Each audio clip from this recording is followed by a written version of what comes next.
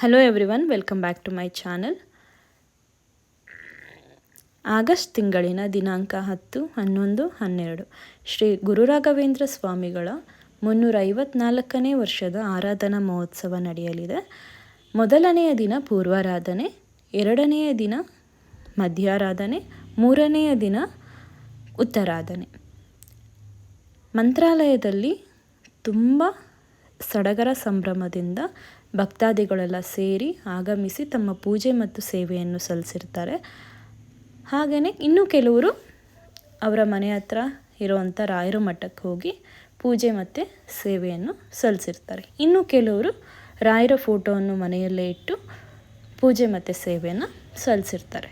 ಹಾಗೆ ನಾನು ಕೂಡ ನಮ್ಮ ಮನೆ ಹತ್ರ ಇರುವಂಥ ರಾಯರ ಮಠಕ್ಕೆ ಹೋಗಿ ರಾಯರನ್ನು ನೋಡಿ ಕಣ್ತುಂಬಿ ಬಂದೆ.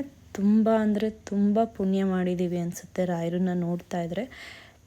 ತುಂಬ ಭಕ್ತಾದಿಗಳು ಈ ಹಬ್ಬಕ್ಕೋಸ್ಕರನೇ ಕಾಯ್ತಿರ್ತಾರೆ ಅಂದರೆ ತಪ್ಪಾಗಲ್ಲ. ಏನಕ್ಕೆ ಅಂದರೆ ಈ 3 ದಿನ ಏನಕ್ಕೆ ಅಷ್ಟು ವಿಶೇಷತೆ ಅಂದರೆ, ರಾಘವೇಂದ್ರ ಸ್ವಾಮಿಗಳು ಸಶರೀರವಾಗಿ ಬೃಂದಾವನಸ್ಥರಾಗೋಕ್ಕೂ ಮುಂಚೆ ಭಕ್ತಾದಿಗಳೆಲ್ಲ ರಾಯರನ್ನ, ನೀವು ಇನ್ಮುಂದೆ ನಮ್ಮ ಕಣ್ಮುಂದೆ ಇರೋದಿಲ್ಲ, ನಿಮಗೆ ನಾವು ಪೂಜೆ ಮತ್ತು ಸೇವೆ ಸಲ್ಲಿಸೋಕ್ಕಾಗಲ್ಲ, ನಿಮ್ಮ ಆಶೀರ್ವಾದನ ನಾವು ಪಡೆಯೋಕ್ಕಾಗಲ್ವಲ್ಲ ರಾಯರೇ, ನಾವು ಹೇಗೆ ನಿಮ್ಮನ್ನು ನೋಡೋದು, ನೀವು ಹೇಗೆ ನಮ್ಮನ್ನು ನೋಡಿ ಆಶೀರ್ವದಿಸೋದು ಅಂತ ಕೇಳಿದಾಗ ಆಗ ರಾಯರು ಹೇಳ್ತಾರೆ, ಪ್ರತಿ ವರ್ಷ ಶ್ರಾವಣ ಮಾಸದಲ್ಲಿ 3 ದಿನ ನಾನು ನಿಮ್ಮನ್ನು ನೋಡುತ್ತೇನೆ, ಕಣ್ತೆರೆದು ನಿಮ್ಮನ್ನು ನೋಡಿ ಆಶೀರ್ವದಿಸುತ್ತೇನೆ, ನಿಮ್ಮ ಆಸೆ ಬೇಡಿಕೆ ಏನಿದೆ ಅದನ್ನು ಈಡೇರಿಸ್ತೀನಿ ಅಂತ ಅವರು ಅವಾಗ ಹೇಳಿರ್ತಾರೆ. ಹಾಗಾಗಿ ತುಂಬ ಭಕ್ತಾದಿಗಳು ಈ ದಿನಕ್ಕೋಸ್ಕರ ಕಾಯ್ತಿರ್ತಾರೆ. ಈ 3 ದಿನ ಗುರು ರಾಘವೇಂದ್ರ ಸ್ವಾಮಿಗಳ ದರ್ಶನ ಪಡೆದು ಅವರ ಆಶೀರ್ವಾದ ಪಡೆದು ಅವರ ಬೇಡಿಕೆಗಳನ್ನೆಲ್ಲ